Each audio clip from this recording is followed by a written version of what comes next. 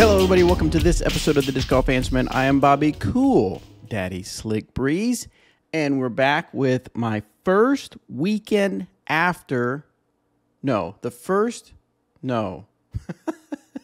It's been a whole weekend and a few days since opening the Cool Daddy Disc Golf store, and I thought I'd give you guys an update. First of all, I hope you guys had a great 4th of July weekend and 4th of July day. I know it was kind of weird having 4th of July in the middle of the week. I did take the day off. I worked a little bit in the morning, but then met up with a buddy of mine, and we played disc golf out here at Hunter Park. It was a great time. And then that Tuesday evening, went out and met up with some family out in Chelsea, Oklahoma to shoot off fireworks, and that was a great time. So, but hopefully you had a great weekend. Also, over the weekend, I was able to meet up with my friend who I played disc golf with.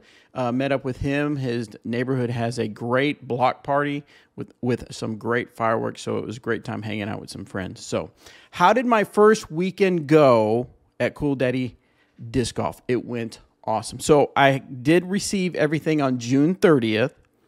Everything came in, and I started inventorying it box by box. I initially found the vanillas and the softy fuzzes because I knew that those were coming out first, or at least those are getting released that Friday on June 30th. So I was like, I want to get these out, let people know I have them so I can get some sales going in. That was a great choice because I did sell quite a few vanillas over the weekend, and I'm still selling vanillas. I still have about a handful left right now as I'm looking over at my inventory. So if you want some vanillas, I have some left. I have plenty of softy fudge. But I started out with that, getting inventoried, which was a great idea. And then Saturday, I worked on it a little bit. And then, like I said before, I met up with some friends to celebrate 4th of July. And then I spent all day Sunday. And when I say all day, I woke up at about 8 o'clock, ate some breakfast, and all I did was list discs. And I think I stopped at about 9 o'clock in the evening. Took a break, for lunch. Dropped off a few orders at the post office, but other than that, I was listing orders. So what I decided was, based off feedback, was I was only going to take pictures when a color changed, not when the foil stamp changed. So in other words, I might have like an orange soda that has a teal stamp on it and an orange soda that has a gold stamp on it. I'm not going to take a picture of the different stamp colors, but I am going to take pictures of, if I have a pink soda, I'll take a picture that represents the pink you get. And then if I have an orange soda, I take a picture of the orange you get. And that way you can say, hey, I want a pink 172. And then, of course, I did break it down individually. So if you want a 172, you can get a 172. If you want a 173, you can get a 173. I know that some stores will list it to where they have like the range. So like you can either get a 172 or 173, or I've seen some ranges where it's 172, 173, 175, or all in one clump, or all in one list item, and that's how I do misprints. So if you say I want something between a 172, 170, I think, can't remember 170, 172. If you want something in that range, you select that line item, and that's what I'll send, something within that range. Well, I didn't do that for each disc because I know a lot of people are very particular about the weight they get. So I have that. Now, there was a mold, the butter, which the steady plastic looks really nice with kind of like a marble-looking look to it. So there's about, out of the 20, there was a handful of those that had different patterns in them.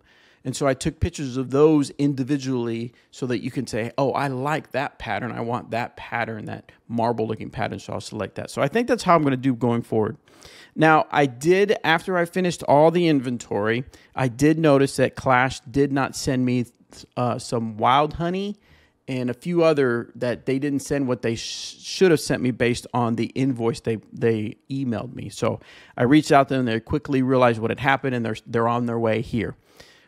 But I was disappointed in the sense that I know that wild honeys are great sellers, and I know that they're supposed to come. I hope I'm getting the ones that have the kind of the orbit looking, just because I'm familiar with DD. I can't remember what other companies call it, but it's kind of that duotone or dual color look to it where it's got like a round or an orbit around the edge of the disc, and that's the different color.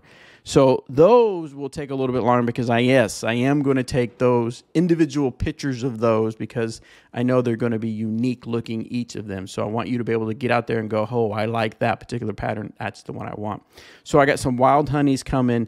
There should be here July 11th. So, but what I found interesting is that it took a lot longer to do the inventory and to post everything than I thought, because some molds came in 3 different colors. And again, I wanted to take a picture of each color. And then the whole process of figuring out, okay, so I take a picture. I didn't want to just put the picture out there with a square. I like it when it's a PNG or it's a transparent background where it's all you see is the disc and nothing in the background, right? Thank God. I remember when I worked at Dynamic Discs, and Jacob, or we called him Temp, he gave us a template where it had a circle where we could, I don't know the technical terms for the Photoshop, but we would, in other words, I believe it was a mask, and we would put the disc in the center. If he didn't do it, we would do this. So we put the disc in the center, and we'd say mask out this circle around it. Well, thankfully, Photoshop has now progressed to where their background remover is excellent.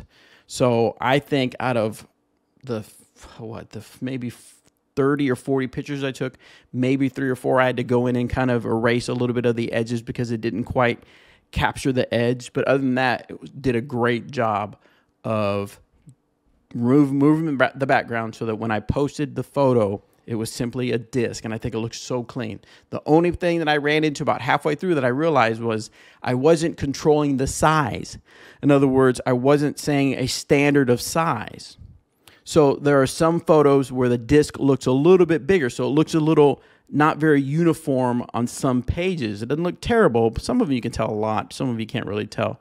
So now what I'm going to do is I'm going to figure out a way to say, okay, this is the standard way I'm going to have the image of the disc on the PNG or on the image file so that they all look uniform and look all the same size. If you know of a way of doing that specifically without hand doing it by eye, then let me know for sure. They put the flight numbers, and I thought, well, that might be something real quick as you're shopping, because that's kind of the next thing I was talking about. Was the next thing what I did was once I had everything listed, then it was like, how do I organize the website so that you can quickly get to product? Because I know when I worked in IT and we would work on programs, I would work on super simple programs using the code that I can't remember what was it called. Was it called Scimitar? I think it's called Scimitar. Anyway, the banking software language. And our objective was always to make something the least amount of clicks. If something takes me 5 clicks, then I might give up, because I don't want to take 5 clicks to get to what I want to shop for. If something can go down to 2 clicks or 3 clicks, then I want to do that. And so how do I make it to where someone comes to my website and immediately says, I know what to shop for, I know what I want, it's good, this is going to take the least amount of clicks. So right now, how I have it set up, I have the latest releases, which I'm thinking that's at the top. People want to know what the latest and greatest is. And then after that, it's broken down into shop by category, which in other words, I'm thinking when a disc golf shopper goes to the store, they're going to think, how do I shop by, I want to shop by distance driver, I want to shop by fairway driver, I want to shop by mid-range, I want to shop by putters. This is what I'm looking for. I'm looking for a driver. I'm looking for a distance driver. I'm looking for a fairway driver. So I have that. Now, in between the latest release and the shop by category, I do have some nice looking pictures that say, okay, this is also some things you might want to check out. Like right now, it's the Jacob Curtis Jacob Curtis Tour Series Sunny Peppermint, or the Berry Blueberry Glow, or the new Fudge. In other words, here's some things you might want to check out real quick. And then I do have the Disc Golf Answer Man Whale Sack, so those are out there as well. And then I have shop by category, and then I have under that Clash Discs apparel. And then after that, I have the Cool Daddy blog, which is just me blogging on the site, because I believe that in order to kind of stay relevant and not get a stagnant site, you want to constantly be adding content. And one of the things you can constantly add is a blog. So I write blog articles. So that's how I have set up. I'm thinking that's a nice, clean way to have it set up. I don't know. We'll have to see how it performs.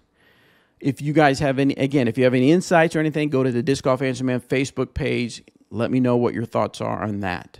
Now, fortunately, I also have sitting in boxes some new releases that come out July 14th. The Lotus, the Steady Lotus, which I have. Oh, by the way, I have thrown the vanilla, and I am loving the vanilla. It reminds me sort of a Grace from Latitude 64. I threw it a few times when I went and played with my buddy. I need to go out and throw it some more. The Lotus, the Steady Lotus, which is not supposed to be as overstable as the Special Blend Lotus that came out. And I did notice that it's not quite as overstable, but it's still a little more overstable than I thought it was going to be.